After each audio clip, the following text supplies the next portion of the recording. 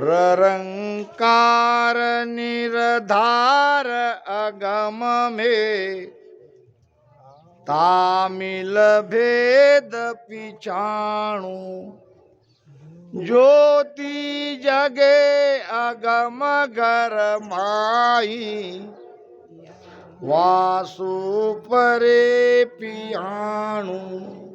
ररंकार राम शब्द के साथ भी रकार है। ररंकार यानी रकार। ये रकार की बात नहीं कह रहे महाराज। दूसरा ररंकार रग रग रोम में और ररंकार प्रकटता है जब नाभि में ध्यान आता है, वो भी ररंकार नहीं है।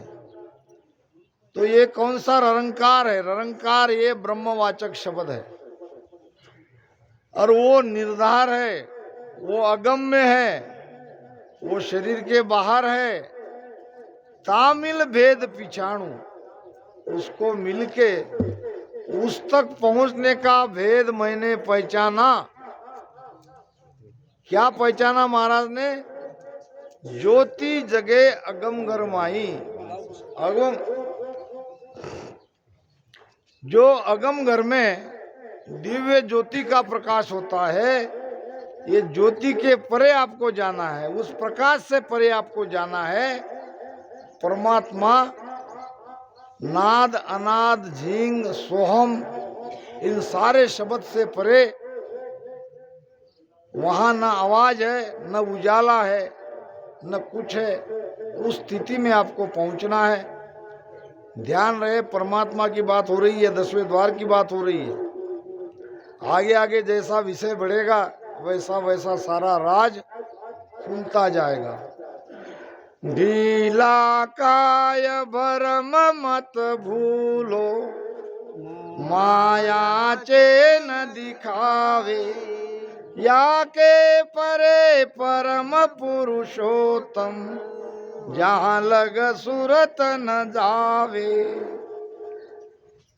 हमारे पश्चिम मार्ग के राजयोगी ध्यानी जब त्रिकुटी में ध्यान लगता है,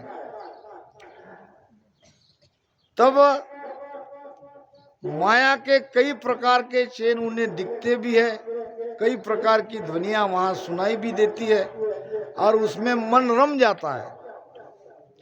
तो महाराज कह रहे हैं कि ये तो सब माया ब्रह्म के चेन है, इसमें तुम उलझो मत। अब सावधान हो जाओ, ढीलापना मत रखो। ये भी भ्रम है। काल निरंजन ने आपको उलझाने के लिए ये सारा दिखावा वहां रखा है। इसको परम पद समझ के आप इसमें उलझो मत। या के परे परम गुरु न्यारा, परम पुरुषोत्तम, वो परम पुरुषोत्तम इस चेन के आगे, दिसे चेन नैन सु निरके, काना बाद सुनीजे, तब लगूरे परे नहीं पूता, नाद सुने मन बीजे। तो नाद में या जो कुछ भी दिखाई देता है, उस दृश्यों में सुरती को लगा के आप भूलो मत, आगे बढ़ो। जहां लग सूरत न जावे, ये सुरती जाके शब्द में मिल जाएगी, सुरती थक जाएगी, वहां तक आप आगे जाओ, आगे बढ़ो। जाप मरे अजप्पा मरे, अनहद भी मर जाए, सुरती समानी शब्द में ताको कालन खाए।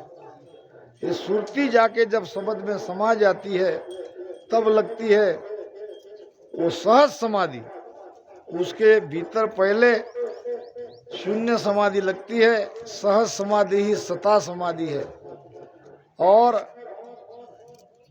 दिसे चेनने न सुनी रखे, काना बाज सुनी जे, तब लग बुरे परे नहीं पूता, नाद सुने मन भीजे, अनहद गुरे सुने जनमाई, ऊंची मूठ लखावे, तब लग देश माय जन पेड़ा, देवलोक मज आवे। अमरलोक के रास्ते में देव और दानव दोनों के लोग लगते हैं।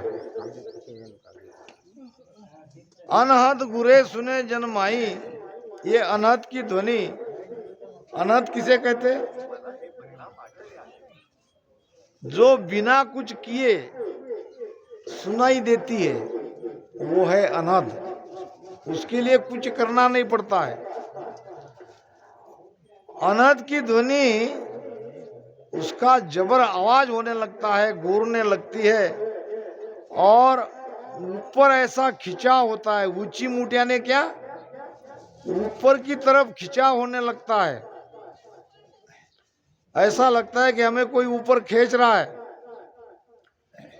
तब लग माए देश जन पेड़ा, उस स्थिति में हम अभी देवलोक से गुजरे हैं, अभी अमरलोक में नहीं आए हैं।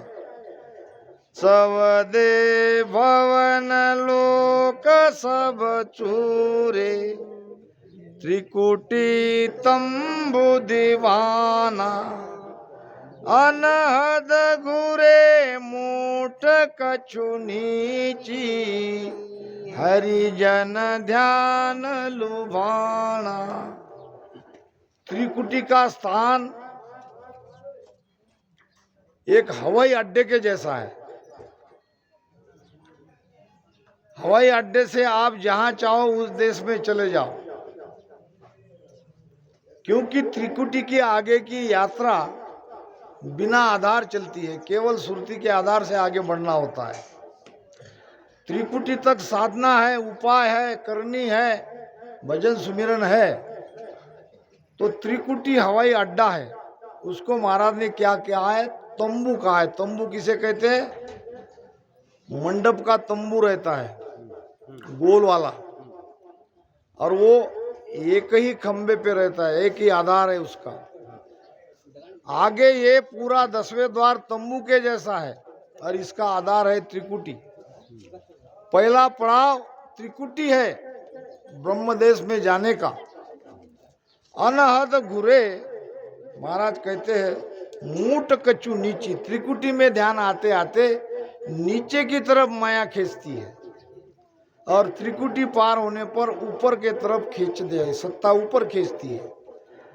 तो दो तरह आपको ध्यान में अनुभव आएगा। अनहद की ध्वनि दोनों जगह सुनेंगे, एक का झुकाव नीचे रहेगा, एक का ऊपर रहेगा। ध्यान से आपको सारा अंदर में समझना है। तो अब समय हो गया, आरती की सारी तैयारी हो गई। जब तक और उनकी तैयारी हो जाए तब तक थोड़ा राम राम भजन कर लेते हैं। अनंत सुख सम्राट सदगुरु सुखराम जी महाराज जी धन्य हो।